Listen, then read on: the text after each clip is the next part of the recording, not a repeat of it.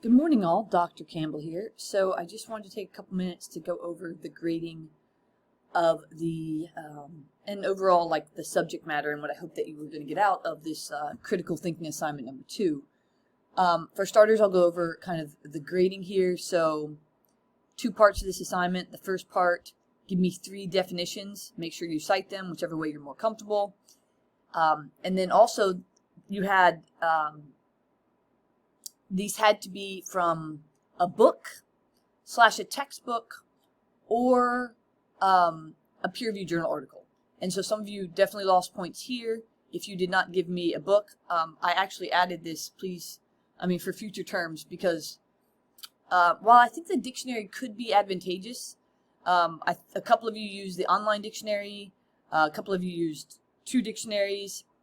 And again, if that was the purpose here, was to say how is it being studied, and I will make that, for me making that clear going forward is saying you can't use the dictionary. But regardless, if you use the dictionary now, you're using the online dictionary, which we still needed to have a book, a textbook, or a peer-reviewed journal article. And sure, if you were in the library using a book, then I would have known that because you would have had the publisher in there and the date. But again, I did choose the book / textbook and a peer-reviewed article for a reason, and that was to see how this is being studied today. So again, you lost points if you had if you were using definitions from any websites and not from books / peer-reviewed journal articles. Okay, the prompts. Now, the main point of the prompt was to show me, and again, I give you lots of different kind of questions to help you on this prompt. But essentially, this was an essay for you to take the research that you've done and finding these 3 definitions and then speak to them. Like, wow.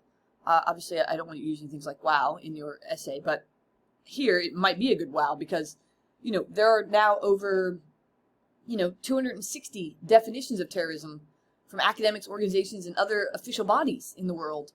And this is a problem. And as you might imagine, and hopefully as you read about, that this is a problem if everybody is defining something differently. I mean, this is a hallmark of statistics, is you have to know what you're measuring in order to fix it. And again, that's a very simplistic view. But, so this prompt was more about how could you take what you had told me in the first part here, these definitions, and what you had read about and the context for which you had read about these 3 definitions, and talk to me about it in the second part.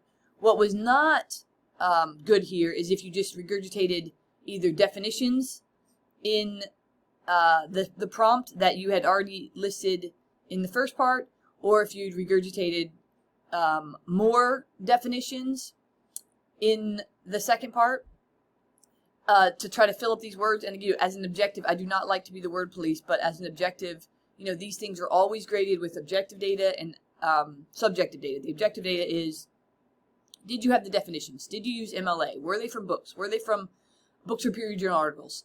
Did you use at least 500 words? And then the more subjective things, what was the presentation of your work?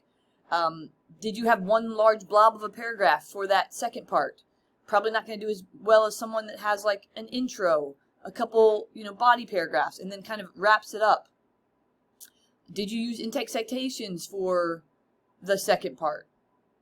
And that's just kind of general writing. Was it free of grammatical errors and spelling? Did you say something to the tune of, in your prompt, that this is idea of, freedom fighter verbiage? One man's freedom fighter is another person's terrorist. So again, this second part really had to be an exploration of this idea that you just found out that, wow, like there's a lot of different definitions of terrorism out there, and what did you think about that? And then also, again, these prompts of looking at different countries, defining them, and so forth. So let me see in my notes if I have anything else in terms of how I graded these. No, I do not think so. Okay, folks, have a great week. And yeah, this is a pretty easy week, just some reading questions. Let me know if you have any questions. And yeah, okie doke, bye-bye.